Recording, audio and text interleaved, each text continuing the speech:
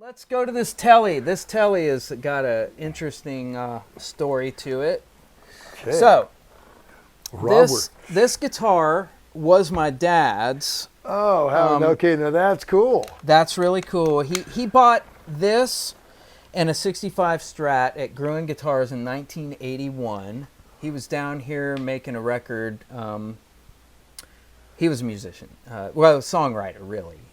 He had a band. And anyway, he came home one night, and there was this cool black rectangular case, not the original case, and he said, "Hey, check this guitar out. This is a really good guitar."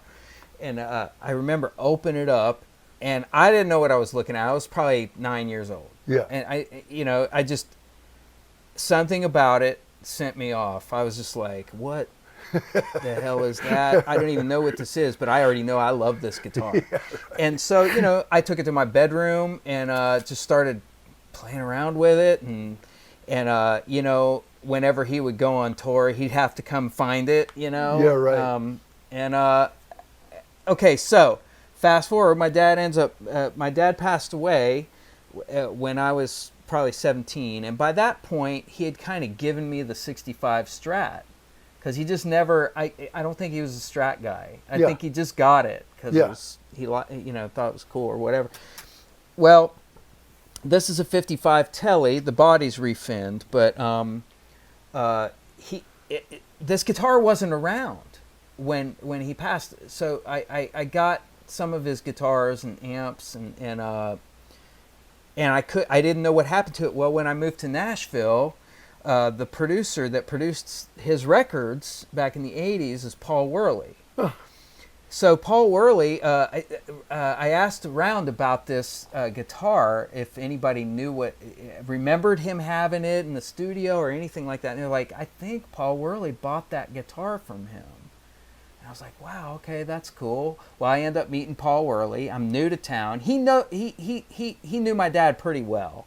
So we get introduced, and I said, man, I'm new to town. I'm a broke-ass musician. I cannot afford one more thing.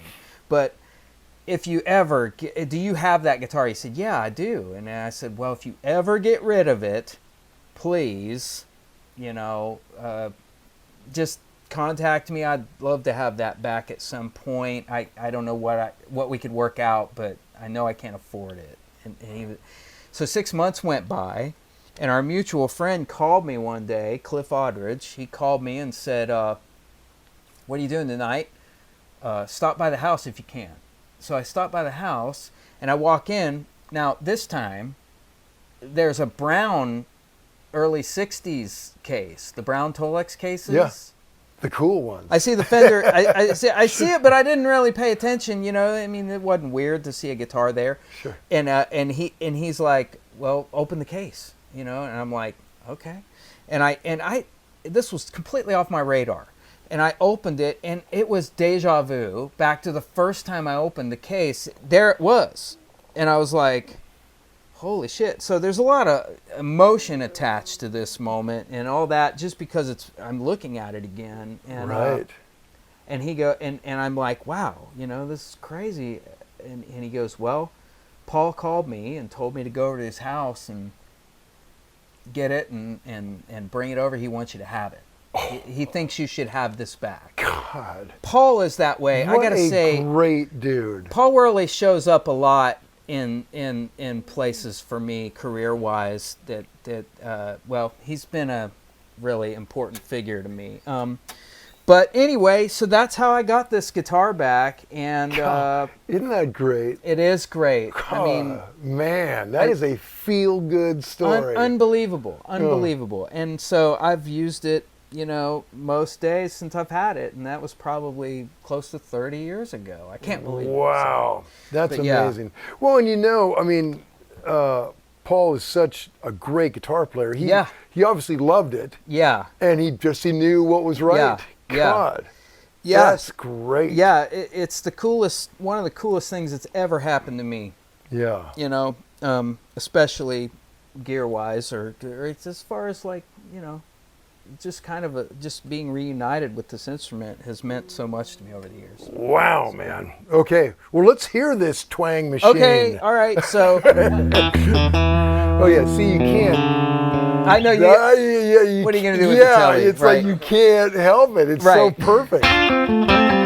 But like, check out the neck pickup. You know this. A lot of telly neck pickups just don't have this kind of. Well, didn't they do a weird wiring back then too? Some and it's obviously mud. Yeah, this is modernized. I mean, God, it sounds great.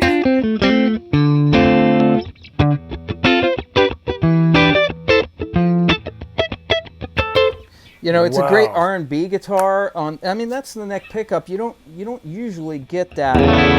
I mean, it's just really, it's a lot. And I mean, I don't know.